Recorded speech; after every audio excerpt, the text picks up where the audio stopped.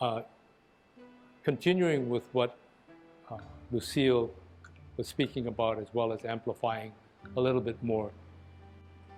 The people that are really new to this, you've got many things that are on the agenda that hopefully, or you might want to master or feel challenged.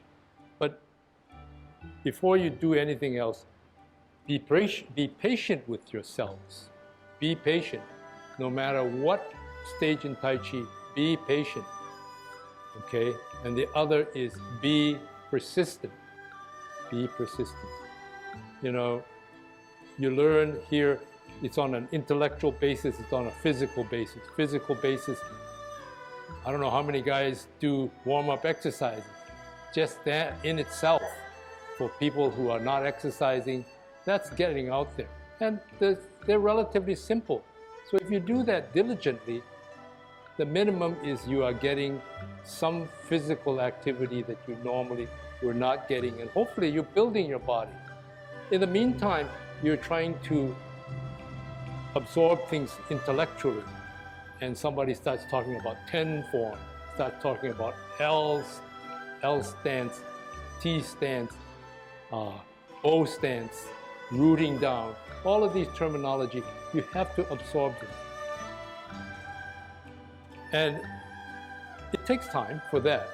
The mind is likely to pick it up faster than the body, but you still have to learn those things intellectually, so you can either rattle them off, or somebody says, do a T-step.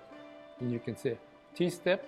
Is that one of those that I'm not moving, I'm just really getting into a position, okay? That's sort of being simplistic, but still, you know, you get it in your inventory as to what it means.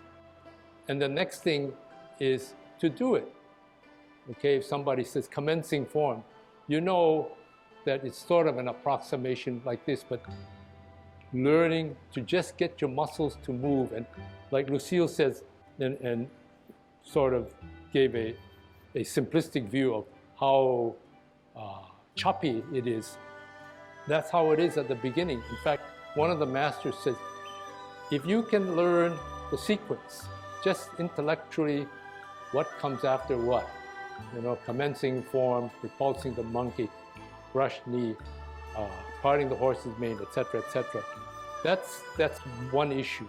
The second, when you're first learning body movements, literally what she says sometimes, you're running for survival in the sense of saying, hey, we started this way and we ended this way.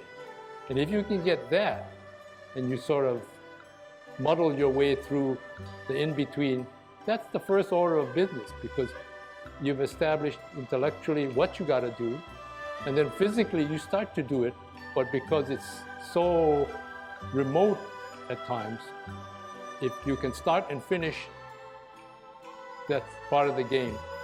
And you have potentially the rest of your life to fill in the blanks. Like we like to say, it's like a grade school picture. You see this few outlines and you see the dots. And so you connect the dots, but when you connect the dots, it shouldn't look like a Rembrandt art. It looks like something where it's a caricature of a figure, then that's the first beginning. And then if you really get to be good over time, you learn how to make the lines a little bit more curved, a little bit more smooth, and you do get a better picture. And that's what Tai Chi is about. I also want to talk to you about a term that she says, rooted down, and it goes along with the concept of a thing called dantin. We've probably mentioned it, but dantin is supposed to be the center of balance, and there are usually three areas that you focus on. The main dantin is the area about a couple of inches below your navel and about a couple, 2-3 inches inside. So it's literally in the middle of your pelvic area, okay?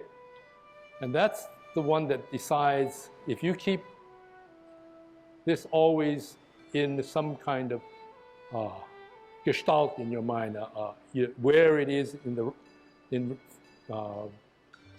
relation to the rest of your body, that may likely keep you from falling. Okay. The second is one deep to the chest, just below your breastbone or deep to your breastbone, and the other is at the top of your head, in the middle of your head, so that all of these three align from the top to the chest to the pelvis. Okay. And that is one of the things you strive for. One of the essentials of Tai Chi is they mention the head, but really that's also in relation to the rest of your body. The head sits in a neutral position without anything tightening up to get it in that position, and yet it's sitting on your shoulders. It's not leaning forward, it's not leaning backwards. So it is no longer a balanced liability. Okay, so, and that is also that focal point. So that, and you make a little rod that goes all the way down, and that helps you if you're going forward or back. You see what's happening to my body? It doesn't go this way, it doesn't go that way. The rod is straight up. It's my legs and my hips that are doing most of the movement, and my head stays, and it's not a liability. Because otherwise, you lean forward, this is 10 pounds plus that's telling you you're going to fall forward unless you give some kind of adjustment. If you have it this way, you don't have to use the adjustment to just take care of the head. The head is taking care of itself.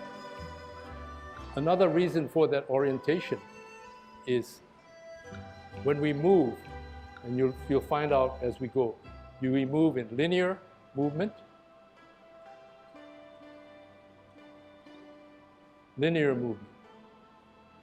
and the 10 form doesn't go too much on linear, but still we do go back and forth. And the other one is rotational. We're here, facing you. I'm here, and I do this. I'm rotating, and I'm upright. So if your axis is upright, you can turn a lot easier and not without balance, versus if you're like this, and then you're going to turn, your axis is in there. So try to maintain this alignment here and here. And when she says rooted, or sometimes sit back and become substantial, what it is, you certainly lean or you put your weight on the substantial foot, but all the while you're also keeping a monitor on the dantian. It's sinking down. You don't just shift this way. It's turn, and you're sitting down. You drop this centerpiece down, rotate, and you don't lean this way, you keep it up. But this part, that's why we do all of this kind of exercise, so we can do this sort of stuff. Make your hips mobile.